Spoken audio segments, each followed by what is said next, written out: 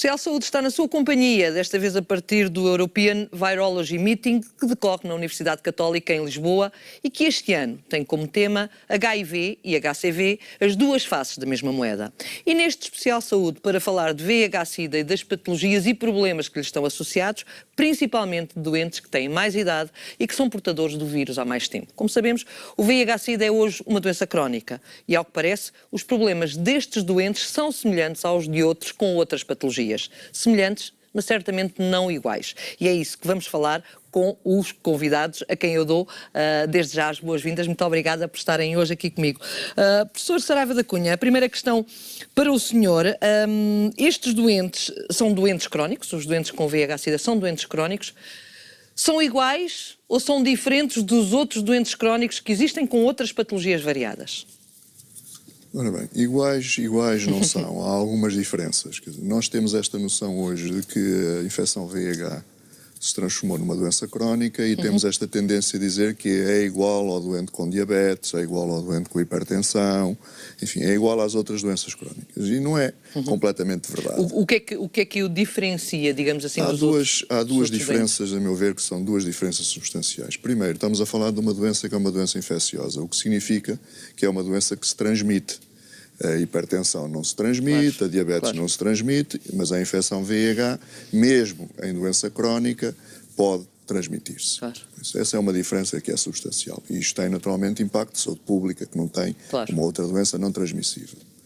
E depois há também uma outra questão que se prende com o facto de a infecção VIH, mesmo sendo uma doença crónica e mesmo estando sob controle, tal e qual como, por exemplo, a diabetes ou a hipertensão, mesmo sob controle, há sempre algum restício de atividade que tem impacto sobre a saúde do doente. Isto é uma doença crónica, mas não é uma doença inativa, é uma doença com tendência a continuamente haver sempre algum grau de replicação viral, mesmo diminuto, às vezes não detectável pelos testes habituais. Portanto, em que o acompanhamento é essencial. O acompanhamento é essencial e vai haver sempre algumas consequências para o indivíduo dessa replicação de forma mais...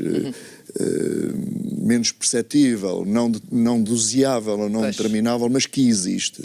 E isto depois repercute-se naquilo que nós sabemos que é o tipo de envelhecimento no doente infectado de VIH não é bem igual ao envelhecimento no indivíduo não infectado. E nós temos doentes com o vírus já há muito tempo, não é? Quase desde alguns, não direi muitos, não sei se serão muitos, mas alguns desde que a doença apareceu e foi diagnosticada, e certamente esses doentes, quando estão, vocês acompanham-nos desde sempre, regra geral também, chegam a um estadio em que de facto é preciso ter cuidados excepcionais, não é? Há dois tipos de doentes com idade avançada hoje na infecção VIH. Um é esse tipo.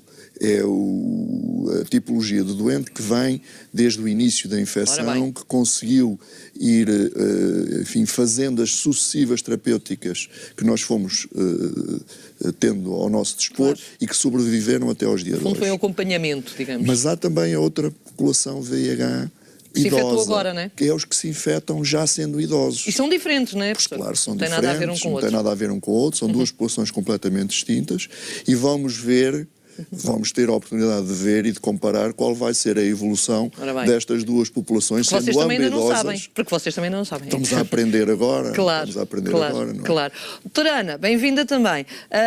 Que patologia, nestes género de doentes com mais idade, digamos assim, eles muitas vezes não têm só o VIH, têm outras patologias associadas. Que patologias é que estão associadas, regra geral, neste momento, a estes doentes, não é? Sim, o que se passa, como diz o professor Saraiva da Cunha, há uma guerra constante entre o vírus HIV e o nosso sistema imune. Ele é inteligente, o vírus é inteligente, não é como costumam dizer. Há ali sempre uma guerra, uma batalha, digamos, e portanto há uma inflamação generalizada que leva ao envelhecimento precoce. Portanto, o HIV acaba por ser um fator de risco para o envelhecimento precoce. E por isso há doença cardiovascular, eles têm mais doença cardiovascular e têm mais alterações a nível neurocognitivo, tem mais cedo doença do osso, mais cedo doença renal, mais cedo doença hepática. Portanto, uma série de patologias, e envelhecem em geral mais rapidamente. Há um conjunto de sintomas como a lentidão no pensamento, a parte psiquiátrica, portanto, também é afetada. Também é afetada. A lentidão nos movimentos, uma falta de energia e de atitude, portanto, há um envelhecimento precoce. Portanto, nós, ao seguir o doente, não temos que estar preocupados só com a supressão da carga viral e com a reconstituição imunológica, mas temos que ir vendo todo esse envelhecimento que me falou precoce acontece mesmo com doentes mais jovens ou não? Ou é só mesmo naqueles com idade avançada? Há sempre uma inflamação continuada no nosso organismo e, portanto, há uma tendência ao envelhecimento precoce. Pois, como é que se contraria isto, Dr. Fernando? Bem-vindo. Como é que vocês, se calhar muito, diz respeito ao doente, não é? Mas se calhar muito também tem a ver com as armas que vocês têm ao vosso dispor para contrariar esta tendência deste envelhecimento precoce? Sim, contrariar de uma forma clara ainda não é fácil fazer. Agora, a realidade, isto, indo pouco ao encontro, estava a dizer o professor, é um processo de aprendizagem e de crescimento constante. De facto, inicialmente, aquilo que se pensava era que o risco cardiovascular estava associado à terapêutica. Posteriormente veio-se a descobrir, e isto, os estudos mais na área cardiovascular, a importância da inflamação crónica no processo de envelhecimento vascular, na disfunção endoteliar e na progressão para a doença cardiovascular. Portanto, aquilo que me está a dizer é que estes doentes com estas patologias associadas, o doente com VIH-Sida com estas patologias associadas, o problema não é propriamente da medicação que tomam e dos tratamentos que fazem, ou não será na totalidade dependente disso, mas muito, de facto, devido à inflamação. Sim, ou seja, neste momento, pelo menos a minha leitura que faço, é um bocado difícil perceber o que é que veio primeiro, o ovo ou a galinha, porque os doentes têm parâmetros de inflamação claramente elevados. A terapêutica faz baixar esses parâmetros de inflamação, ou seja, de alguma forma temos que admitir que é possível que o risco cardiovascular baixe com a introdução terapêutica, mas nunca chega a ser sobreponível um doente não infectado. É óbvio que nunca se vai deixar uma pessoa sem terapêutica a ver se ele vai falecer do infarto mais tarde do que os outros, porque seguramente que o problema infeccioso vai sobrepor ao risco cardiovascular. Portanto, isto aqui é uma troca, é uma permuta entre tratar e correr os riscos inerentes à eventual terapêutica e os riscos claros de uma inflamação crónica que existe e que está comprovada. Que está comprovada. Todos vocês me falaram do risco cardiovascular. Esse é o drama principal com que vocês debatem neste momento nestes doentes? É um dos mais importantes. É um dos mais importantes. É um dos mais importantes, até porque a doença cardiovascular tem um problema sério que tem mortalidade imediata. É uma doença que rapidamente se percebe que tem consequências porque morre-se. E em Portugal morre-se muito da doença cardiovascular. E de facto, como já foi dito, há razões múltiplas para esta carga de doença cardiovascular. Concorda com o Dr. Fernando, de facto? Concordo totalmente, porque a infecção VIH só por si é um fator indutor de inflamação e por isso da doença cardiovascular. A idade, como já falamos, a idade só por si e o envelhecimento fisiológico também se acompanha de alterações cardiovasculares que favorecem o aparecimento deste tipo de doença. E depois falou-se também um pouco da terapêutica e risco cardiovascular, e é preciso aqui salientar que quando falamos de terapêutica antirretroviral estamos a falar de uma terapêutica que não é toda igual. E é que está, não é? A terapêutica é feita com fármacos muito diversos e há fármacos com potencialidade de interferir na doença cardiovascular no sentido negativo, diferente de outros. E por isso, se dissermos terapêutica no global, pois a terapêutica é favorável porque diminui a replicação vírica, diminui a inflamação, é verdade. Mas depois, se falarmos em grupos terapêuticos distintos vamos ver que há grupos que não são tão benignos quanto isso. E doutora Ana, agora trago, juntar a isto que o professor disse, trago aqui uma questão que muitas vezes é ainda colocada como um ponto negativo que ainda não se conseguiu chegar bem à resolução do problema, que é a toxicidade dos medicamentos para tratar o VIH-Sida. Isto ainda existe, ainda é real. Muitos medicamentos ainda são tóxicos e têm, de facto, consequências negativas, principalmente nestes doentes. Eu o termo tóxico não gosto muito, porque o uso da terapêutica antirretrovírica é sempre benéfica na medida em que diminui a inflamação. E, portanto, agora, todo o medicamento tem um senão. Há uns que têm mais senão que outros. outros, não é? Okay. Agora, nós temos que ir vendo, há terapêuticas, principalmente estas mais recentes, que são muito mais isentas de efeitos colaterais. E, portanto, nós vamos ter que, perante o doente, há um doente que podemos fazer esta terapêutica e o outro doente é que temos que ver, ou porque tem um problema renal, ou porque tem um risco cardiovascular alto, nós vamos também gerir. Cada caso é um caso. Aquilo que me está a dizer é que chegamos a um patamar em que, de facto, cada doente tem de ser tratado de uma forma especial. Nós temos as guidelines, não é? Mas depois cada doente é um doente e, portanto, nós temos que conhecer bem o doente e temos que tentar para aquele doente dar a terapêutica mais inócua. Mais inócua e que está mais... E há aqui uma coisa que também é muito importante frisar, é que o doente tem que ser educado a ter uma atitude saudável, diminuir todos os outros fatores de risco, o tabaco, o álcool, o sedentarismo, a alimentação. Doutor Fernando, há aqui uma questão que tem de ser chamada também para aqui, porque isto que a doutora diz, que cada doente tem de ser tratado de acordo com o seu estadio da doença, digamos assim, fez-me pensar imediatamente em mais armas terapêuticas que nós temos ao nosso dispor, e uma delas é os genéricos. E trago essa questão para cá. Quando de facto já estão no mercado genéricos para tratar o VIH-Sida, como é que se faz aqui a escolha, a seleção, quando é necessário, destes doentes?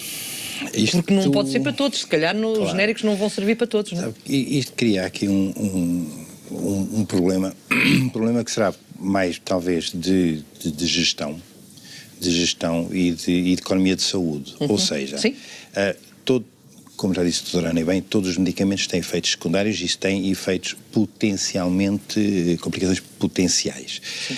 A realidade é que com cada geração nova de classe de medicamento que surge, habitualmente há menos efeitos secundários possíveis. Ou seja, a evolução na medicação antirretroviral tem sido na redução dos efeitos secundários, na redução das complicações para percentagens mais pequenas.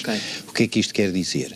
Vamos encontrar no paradoxo de, em termos de economia, interessa prescrever os genéricos porque são os mais antigos, mas vão ser os que têm mais potenciais efeitos secundários do que os novos. E aqui é que é o drama dos genéricos. Eles são mais baratos, mas têm mais efeitos adversos do que os novos. E nestes doentes, se calhar, a situação ainda é pior, ainda é mais problemática. É complicada, e é complicada até porque os doentes que têm patologia renal, que têm osteoporose, que têm hipertensão, diabetes, etc., precisam depois fazer outras terapêuticas. Há interações medicamentosas muito importantes com muitos dos antirretrovirais. Alguns dos novos têm menos interações medicamentosas. Ora, é óbvio que para um gestor hospitalar, uma pessoa que olha para o dinheiro, o mais barato é o melhor, mas não é esse sempre o caso. Portanto, vai ser uma decisão difícil. Professor Saraiva da Cunha, esta questão não é fácil de se resolver, de facto. Temos, por um lado, um Estado que nos diz que nós não temos dinheiro e que o país não tem dinheiro, e que a saúde também tem de fazer sacrifícios e que tem de se diminuir as gorduras e acabar com o desperdício, e ao mesmo tempo temos aqui, de facto, esta arma, que é mais uma arma que vocês têm ao vosso dispor, mas que não serve para todos. E pode haver aqui a tendência, por parte do Estado, não da obrigatoriedade, mas uma obrigatoriedade, entre aspas, de dizer aos conselhos de administração: prescrevam por ali, porque por ali gastamos menos. O que é que vocês médicos fazem numa situação destas? Nós, felizmente, no nosso centro hospitalar não sentimos ainda esse tipo de pressão. E Coimbra, não é? Coimbra não sente ainda esse tipo de pressão. Mas é preciso também sentir que os dados que o Infarmed publicou, agora muito recentemente, que fez o apanhado dos gastos em medicamentos hospitalares no ano 2014, foram publicados agora há pouco tempo.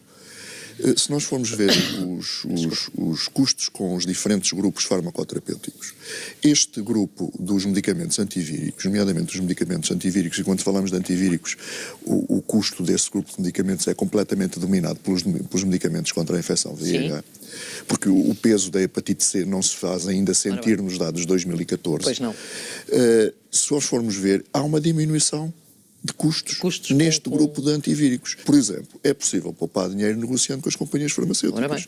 E isso foi feito. Já vimos isso. A hepatite C serviu de base para se conseguir abrir as portas para outras. É possível negociar com as companhias e o Estado pode, junto das companhias, a verba disponível é esta, nós não podemos ir além disto, tem que se entender em relação ao preço dos medicamentos. E por isso essa é uma possibilidade. Por outro lado, nós também temos a possibilidade hoje em dia, felizmente, o número de fármacos antirretrovirais disponíveis são neste momento já tão numerosos e é tão vasto que nós já conseguimos, fazendo boa medicina, sem necessidade de prescrever genéricos, nós já conseguimos escolher esquemas terapêuticos que são uns mais baratos do que outros, sendo igualmente eficazes e tendo até um nível de segurança que é muito idêntico. Por isso, esta gestão que hoje em dia o médico tem que também levar em conta quando prescreve, se for bem feita, consegue pelo menos não agravar custos e não justificar que o Ministério tenha que ter uma intervenção ativa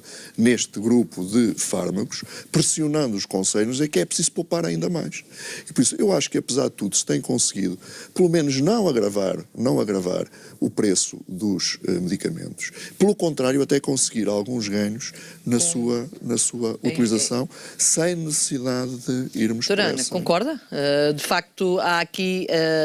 deixem os médicos trabalhar, quase que apetecia dizer isso. Deixem os médicos fazer que eles estão a fazer o trabalho certo e não é por existirem só genéricos que, de facto, o caminho vai ser por aí. Sim, nós temos a perfeita noção das dificuldades económicas do país e, portanto, nós temos isso presente. O que é preciso ver é que também, ao escolher esta ou aquela medicação, nós podemos também evitar problemas a longo prazo que também vão ser caros, não é? E, portanto, e neste momento também se fala muito em... Nós antigamente usávamos sempre uma combinação de 3 fármacos. Neste momento, apesar de haver fármacos mais recentes e mais caros, nós conseguimos com combinações de 2 fármacos... Portanto, conseguir controlar o doente, resolver a situação do HIV e também diminuir os efeitos secundários que poderão estar a decorrer. Não é? Claro. Já vi que concorda também com a posição, logicamente, que é transversal a todos vocês. No Fernando da Fonseca tem havido problemas a esse nível? Ou nem por isso também está tudo tranquilo? Não se nota nenhuma pressão no sentido de prescrever um em relação ao outro. Por motivos economicistas. Não, essa não é isso é bom. Em relação ao futuro, Dr. Fernando, o caminho está aberto, vêm aí novos fármacos mais uma vez, não é? Para estes doentes especificamente, ou seja, os doentes com mais idade e com mais patologias associadas, o que vem aí dá-lhe alguma tranquilidade e deixa prever que estamos no bom caminho? Ou vamos passo a passo a ver o que é que acontece? Eu penso que estas últimas medicações que estão a surgir neste momento dão um certo alento no sentido de haver uma eficácia. Eu ainda acho cedo para dizer que é superior, mas os indicadores parecem apontar nesse sentido, menos efeitos secundários, mas, e aqui eu faço sempre esta ressalva em relação a qualquer medicação, uma coisa são ensaios clínicos controlados, que são de facto essenciais, mas não correspondem ao mundo real. Portanto, é depois de utilização de alguns anos no mundo real que nós vamos perceber se aquilo que aparentemente é a realidade daquela substância clínica, seja ela qual for, num ensaio clínico, se é a realidade no dia-a-dia em doentes que não são tão criteriosamente selecionados para ser medicados. Que medicamentos é que vem aí, professor? O que é que vem aí que de facto lhe dá? Não vem muita coisa? Não estou muito otimista. Não estou mesmo, porque o pipeline da infecção VIH não é famoso neste momento. Então? Eu julgo que há mesmo, neste momento, algum desinteresse entre aspas, das companhias farmacêuticas na investigação de novos antirretrovirais, porque nós temos neste momento 30 antirretrovirais. Nós temos já uma pleia de fármacos que, se forem bem utilizados, garante um futuro da terapêutica por muitos e longos anos. Por isso, há uma área ou outra que as empresas ainda têm algum interesse, por exemplo, na área da cura. E nesta, as vacinas, a vacina será, não é? A procura, eventualmente, da forma de cura é ainda interessante para algumas empresas, mas, de facto, novos fármacos com as mesmas características dos fármacos que nós temos utilizados até ao momento, há muito pouco. Professor, mas o que é verdade é aquilo que vocês dizem é que estes doentes com mais idade têm, de facto, uma série de patologias associadas e que o risco ainda é grande, digamos assim. Nós conseguimos lidar com isso já com os fármacos que temos atualmente. Nós já temos fármacos atuais extremamente eficazes e com um nível de segurança já muito bom. Não é preciso mais, portanto, aquilo que me dizem. Não é preciso mais, que nós gostamos sempre de ter mais. Nós gostamos sempre de ter mais hipóteses de escolhas. Nós lidamos muito mal com a escassez e gostamos muito de ter várias hipóteses e poder combinar várias possibilidades. Por isso não digo que não precisamos de mais. Agora, de facto, precisávamos de mais fármacos com características que fossem diferentes dos que temos atuais, dos que há agora. com outras características dos que têm atualmente, porque eu acho que já se conseguiu uma sofisticação terapêutica já a um nível que não quebrando o paradigma, vai ser provavelmente muito difícil encontrar um fármaco que seja substancialmente diferente. E quando fala na cura, acha que a cura... estamos perto da cura? Eu acho que já há 14 anos que lhe pergunto isto todos os anos, não é? Está a ver, estamos mais perto do que há 14 anos atrás. Isso certeza. Agora, se estamos perto da cura, tenho algumas dúvidas se estamos perto da cura, porque não tem sido nada fácil. O número de doentes mais velhos, com mais idade, que se estão a infectar, continua a ser um número preocupante, ou nem por isso, neste momento, a coisa estabilizou? Eu acho que continua a ser muito preocupante, porque nós continuamos a ver, de facto, o número de doentes que se infecta pela primeira vez e que chega aos nossos serviços pela primeira vez, com idades cada vez mais avançadas. E depois estes, nós já nos queixávamos que os mais antigos, que chegavam ao serviço muito degradados e fazem... Sim. Estes, então, é mesmo assim. Estes indivíduos que se infectam tardiamente, porquê? Porque e quando diz tardiamente, diz acima dos 65, acima dos 50, 60 anos, quer dizer, não é feito um teste de VIH nessa idade, porque não é suposto que uma pessoa com 60 anos seja infectada de VIH. Andam com patologias que às vezes se arrastam pelas consultas, não se percebe muito bem, mas ninguém se lembra de perguntar epidemiologia e pedir o teste. E depois, quando aparecem já com doenças evidentes, que toda a gente faz o diagnóstico mesmo sem o teste. Já não é preciso teste nenhum, porque o diagnóstico é clínico. Já está ali. E quando assim é, de facto, estes doentes chegam perdendo uma oportunidade de tratamento, que é as fases precoces da doença, que já se perderam. E, naturalmente, nós vamos ver o que é que vai acontecer a esta população no futuro. Vamos aprender, como já aqui foi dito, vamos aprender no futuro o que é que vai ser a evolução desta população. Mas, seguramente, não vai ser igual da população que não infectada por VIH, por muito que nós queiramos dizer que a infecção de VIH neste momento é uma doença igual às outras. Eu continuo a achar que não é. Não é. Doutora Ana, de facto há aqui esta necessidade de olhar para este doente, continua a haver a necessidade de olhar para este doente de uma forma especial, porque de facto ele é especial e a doença pode evoluir sem que se veja. Os médicos de família têm aqui um papel muito importante. Tem, claro. O diagnóstico precoce é essencial, porque quanto mais cedo for iniciada a terapêutica, mais cedo, quer dizer, nós evitamos com isso a diminuição do número de CD4. E quando estes doentes mais velhos nos aparecem em fase avançada da doença, nós, mesmo que iniciemos a terapêutica antirretrovírica, já vai ser muito difícil reconstituir a parte imunológica. E isso, estes doentes vão ter mais inflamação e vão ter mais comorbilidades. Mais comorbilidades associadas.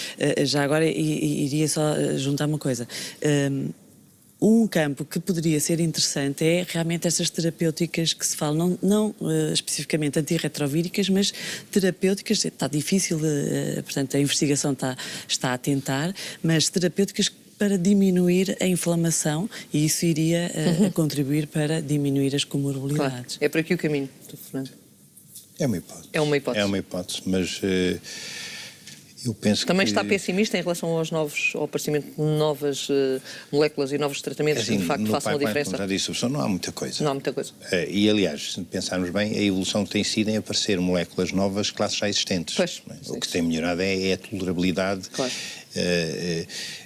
A nível de inflamação, eu penso que se houver alguma modificação radical, provavelmente não vai ser por causa da população VIH. Vai ser porque, de facto, o peso da doença cardiovascular na população em geral é tão grande que vai... Ou seja, os doentes infectados, provavelmente, se houver essa evolução, vão ganhar por inerência, porque não são só eles que sofrem deste problema, todos nós temos, estamos nessa situação. Uns evoluem mais rapidamente do que os outros. Muito obrigada, acabou o nosso tempo, agradeço-lhes imenso. Eu acho que traçámos aqui uma fasquia importante sobre o estado da arte nestes doentes, dos doentes com VIH e que já estão naquelas idades, como disse o professor, em que ninguém se lembra de pedir um rastreio, uma análise e, se calhar, fica aqui o alerta para os médicos de família, que é muito importante que essa análise seja pedida quando não se percebe, de facto, qual é o problema. Muito obrigada. Certamente para o ano cá nos encontraremos outra vez. Já é habitual estarmos nestes encontros uma vez por ano para fazermos, de facto, a avaliação sobre o estado da arte do VIH-Sida. Ponto final no Especial Saúde de hoje. Desejo de uma ótima semana e o encontro fica marcado aqui na Económico TV para a semana.